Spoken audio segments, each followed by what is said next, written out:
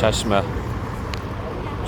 avtobusidan tushdim. Soat 11 dan o'tgan bo'lsa ham İzmirga yetib keldim. Endi metroga tushishim kerak. Mana uylarga qarang, chiroyli uylar.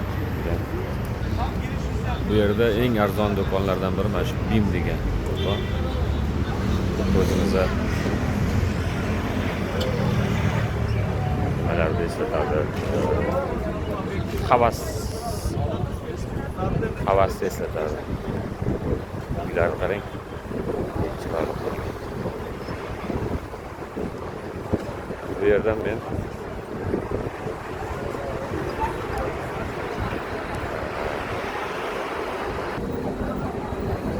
metroga tushishim kerak. Svetoforlarni qarang qanaqa. Butun hamma joy qip-qizil bo'linadi. Yashil. Zamonaviy, juda ham chiroyli. Bu yerdan pastga qarab tushaman. Bu birinchi zina.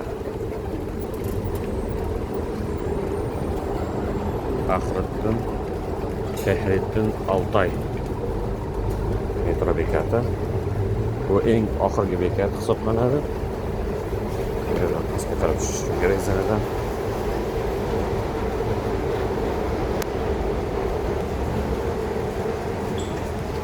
Uzun yo'laklar bor. Yo'llarda anaqa karikaturalar chizilgan. Nimalarni anglatadi?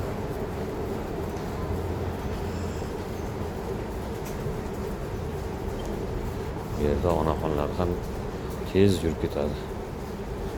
Qanday havo tozaligi uchun bu keksalar unaqa keksayib qolgan bo'lsa ham yengil chaqqon harakat qilishadi. Reklamalari turibdi. Birorta boshqa bir tildagi ortiqcha narsalar ko'rmaysiz. Kengligini qarang metroni ichini. Bu yerda rassomlar ishlari.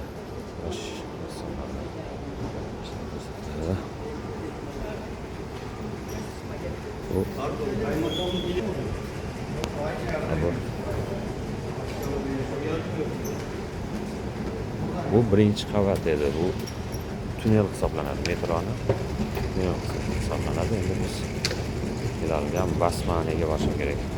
Demak,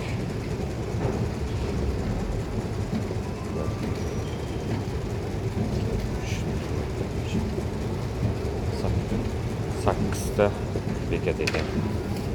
Mana endi ikkinchi zinadan pastga tushyapman. Reklamalar hammasi ko'ring, hammasi turk tilida. Ortiqcha boshqa bir tilda, ingliz, nemis, fransuz, rus, ispan, arab tillarida hech qanaqa reklama yo'q. O'zini tilini, vatanini shu qadar sevadi bular. 25 lira oldi. 25 lira bilan metroga tushyapman. Endi 3-zina. 3-zinadan tushishim kerak. Bularda turk metrolariga e'tibor bersangiz juda ham chuqur. Ayniqsa Istanbulda metrosi metro keldi shu anda.